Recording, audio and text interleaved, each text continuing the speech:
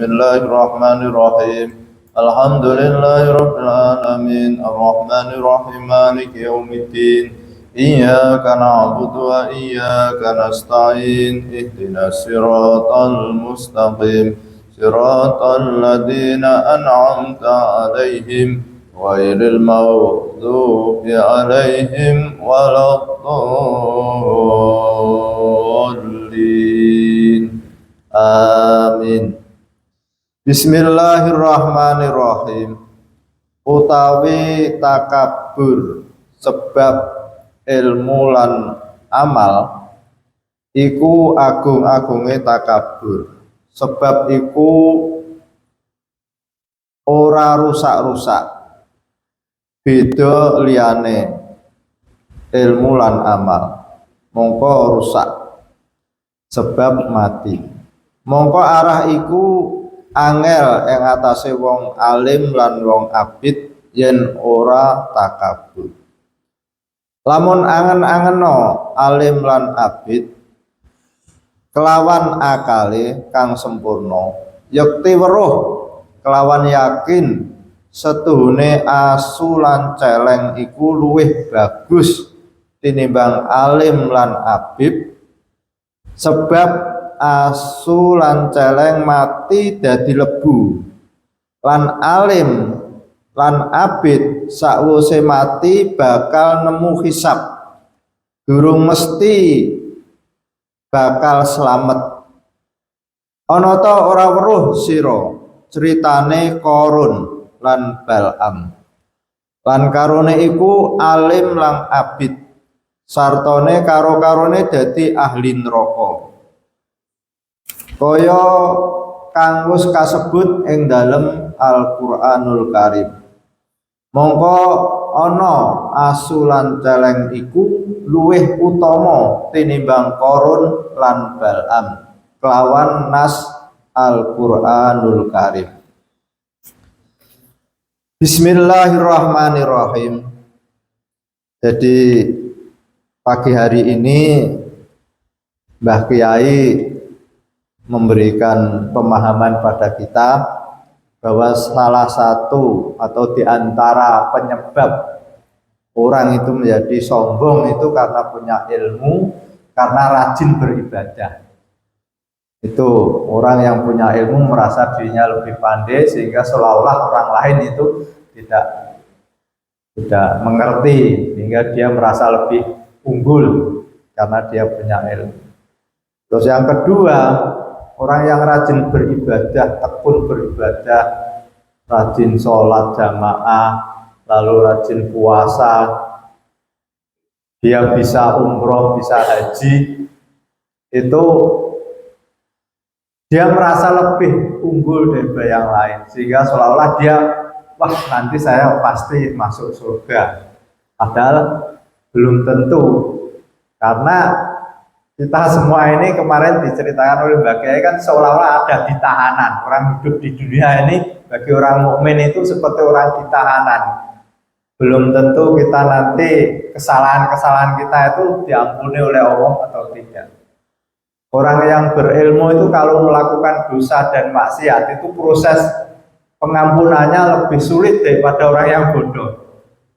Kalau orang bodoh melakukan dosa dan maksiat karena dia tidak tahu. Tapi kalau orang alim itu melakukan dosa dan maksiat kan dia sudah tahu, tapi melanggar, sehingga proses pengampunannya itu lebih sulit orang-orang alim itu dibanding orang yang bodoh. Maka oleh Mbah Kiai, orang yang alim atau orang yang ahli ibadah itu hendaknya menghindari penyakit takabur. Nah, di dalam Al-Quran itu ada obat bagi orang alim, bagi orang yang ahli ibadah agar tidak takabur. Wa nunazzilu minal Qur'an ma huwa sifaun. Dan aku turunkan Al-Quran itu sebagai obat. Di antara obat dari Al-Quran itu adalah mengobati penyakit hati. Nah, takabur itu adalah penyakit hati. Di dalam Al-Quran itu ada kisah atau cerita di mana cerita itu bisa dijadikan obat bagi orang alim maupun orang yang ahli ibadah untuk tidak bertakabur. Di dalam surat Al-Qasas itu ada cerita Qarun, di mana Qarun itu adalah hidup pada masa Raja Fir'aun. Jadi satu wilayah itu dikuasai, penguasaannya secara negara itu Raja Fir'aun, tapi dari segi agama itu dikuasai oleh Nabi Musa. Jadi Nabi Musa urusan beragama, Qarun urusan kekuasaan negara atau kerajaan. Pada waktu itu Qarun itu adalah orang yang alim, tekun menguasai kitab suci Taurat, dan dia ahli memberikan nasihat-nasihat pada Bani Israel. Qarun, dia itu ahli ibadah, sehingga satu tingkat di bawah Nabi Musa. Jadi ulamanya Bani Israel. Kalau Nabi Musa itu nabinya Bani Israel, Qarun adalah ulamanya Bani Israel. Saking tekunnya, saking pandainya, sehingga dia disebut Al-Munawwir, orang yang menjadi penerang bagi Bani Israel.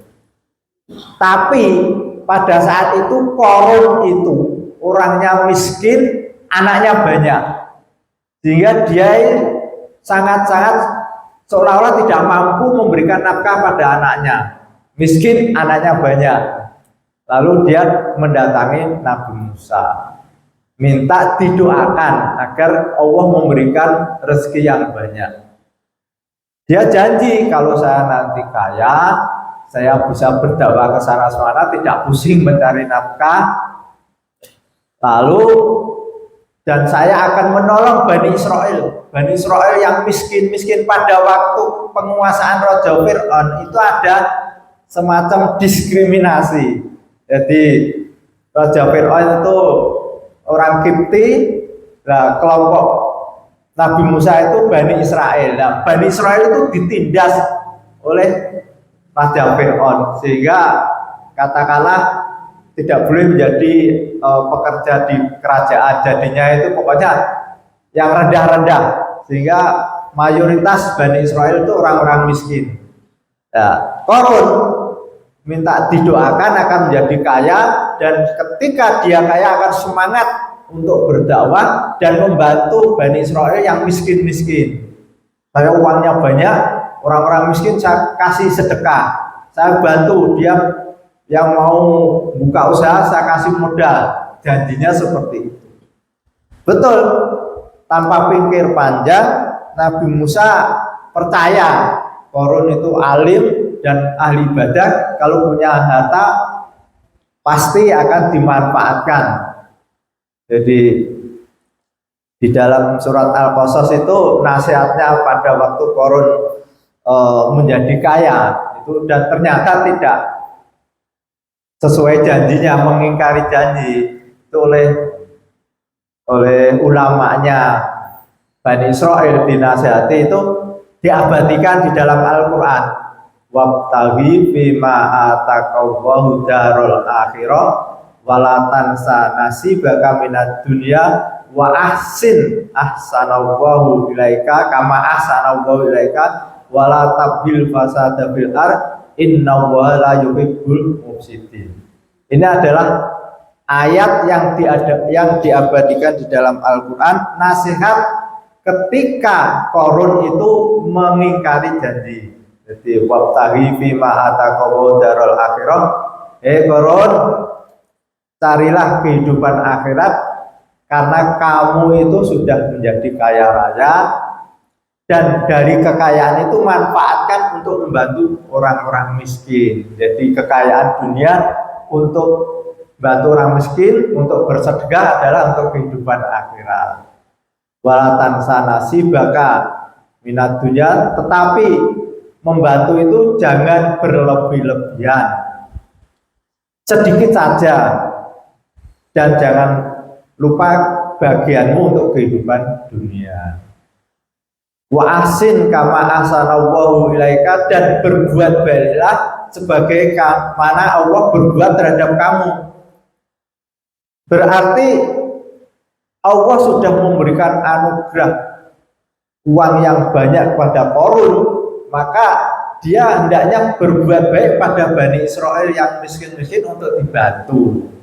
Tapi kenyataannya dia tidak membantu. Wala tabil fasada fil ar innahu la yuhibbul mufsidin. Justru Qarun itu menjadi orang yang menindas Bani Israel. Setelah dia itu menjadi konglomerat, jadi pengusaha, dia mendekat pada Fir'aun. Nah, orang besar itu kan tidak mau kumpul orang-orang kecil. Lalu oleh Fir'aun diberi kepercayaan untuk menguasai Bani Israel yang bekerja di kerajaan Fir'aun sebagai, katakanlah dia itu dapat uang dari Fir'aun, suruh bayar orang-orang yang kerja di situ. Nah, ketika dia dipercaya oleh Fir'aun, justru memotong upah Bani Israel yang mestinya misalnya sehari 100 cuma dikasihkan 50, yang 50 dikorupsi Qarun. Lah ini wala tabhil fasada fil ard innahu la yuhibbul mufsidin, termasuk dia berbuat kerusakan di muka bumi, dan Allah itu tidak suka terhadap orang-orang yang berbuat kerusakan. Jadi setelah Qarun itu didoakan oleh Nabi Musa, lalu dia oleh Allah diberi kecerdasan, dia bisa membuat emas pada waktu itu. Dia punya ilmu kimia, katakanlah pada waktu itu. Lalu diberi kecerdasan, bisa berbisnis, sehingga dia punya land secara internasional, bisa membuat jaringan bisnis. Akhirnya Qarun menjadi orang yang kaya raya. Lalu ketika dia kaya raya, lalu mendekat pada Fir'aun, dan dia menjadi sekutu Fir'aun akhirnya. Lalu ketika Allah memerintahkan pada Nabi Musa agar orang-orang yang kaya itu mengeluarkan zakat, akhirnya Nabi Musa merintahkan pada Qarun agar Qarun itu mengeluarkan zakat. Lalu Qarun menolak. Ini kan hasil kerja saya, masa harus mengeluarkan zakat? Ini tidak ada urusannya dengan kamu, tidak ada urusannya dengan Allah. Ini saya punya kekayaan yang banyak ini karena saya kerja keras, saya berusaha, kok suruh mengeluarkan zakat. Lalu dia membuat fitnah, mengumpulkan pengusaha-pengusaha itu yang kena perintah untuk melakukan zakat, dikumpulkan. Gimana pendapat kamu dengan adanya perintah Musa untuk melakukan zakat? Ya terserah, penggede-penggede yang ada ini yang kita kumpul nih. Gimana kalau kita buat rekayasa, nanti kita datangkan Musa ke depan kita untuk menyampaikan nasihat-nasihat. Tapi nanti kita fitnah Musa itu, dia telah berbuat zina pada wanita itu. Betul. Jadi satu saat para pengusaha-pengusaha kumpul dan disiapkan wanita yang cantik, dan wanita itu dibayar oleh Qarun untuk mengatakan bahwa dia hamil dan hamil dengan Nabi Musa. Nah ini kan luar biasa, satu fitnah yang besar. Betul. Nabi Musa datang memberikan nasihat agar orang-orang itu melakukan zakat dan tidak mencuri. Kalau mencuri akan saya potong, dan tidak melakukan perzinahan. Kalau berzina akan saya hukum. Lalu Qarun usul, apakah kalau kamu berzina juga dihukum? Iya, saya hukum. Lalu wanita itu datang, ini wanita hamil karena berzina dengan kamu. Wah, Nabi Musa langsung marah. Masa saya di depan orang banyak dituduh berzina? Lalu Nabi Musa itu sholat 2 rakaat, mohon petunjuk pada Allah. Setelah itu Nabi Musa menghadap wanita itu, ditanya wanita itu, siapa yang berzina dengan kamu? Terus wanita itu gemetar, takut dengan Nabi Musa. Apakah kamu berzina dengan saya? Akhirnya wanita yang dibayar koron itu tidak berani mengatakan, tidak, saya tidak berzina dengan Nabi Musa. Nah, koron kecewa loh. Jadi rencana koron gagal. Lalu setelah itu Nabi Musa marah pada koron. Miskin, minta didoakan, minta diajari, kok pembalasannya seperti ini. Lalu mohon pada Allah, ya Allah, saya minta kepadamu agar koron dihukum. Lalu Allah memberikan firman pada Musa, Musa, bumi telah saya serahkan pada kamu. Bumi tunduk kepada kamu, terserah kamu perintah apa. Akhirnya Nabi Musa bilang sama bumi, hei bumi, telanlah koron beserta hartanya. Pada malam hari bumi bergoyang, di sekitarnya rumahnya koron dan harta-hartanya menelan koron. Jadi koron mati dalam kondisi su'ul khotimah, dia tenggelam dalam bumi dan harta-hartanya ditenggelamkan oleh doa Nabi Musa. Nah, ini memberikan pelajaran kepada kita bagi orang-orang alim maupun orang-orang yang ahli ibadah itu agar tidak takabur, karena koron dulunya alim dan ahli ibadah di akhir hayatnya belum tentu.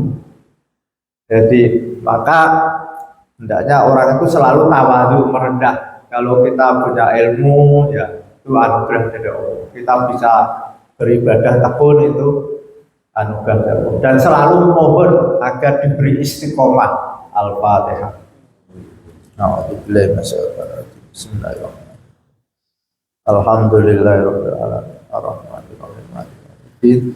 Iyyaka na'budu wa iyyaka nasta'in. Ihdinas siratal mustaqim. Siratal ladzina an'amta 'alaihim ghairil maghdubi 'alaihim waladdallin. Amin. Assalamualaikum warahmatullahi wabarakatuh.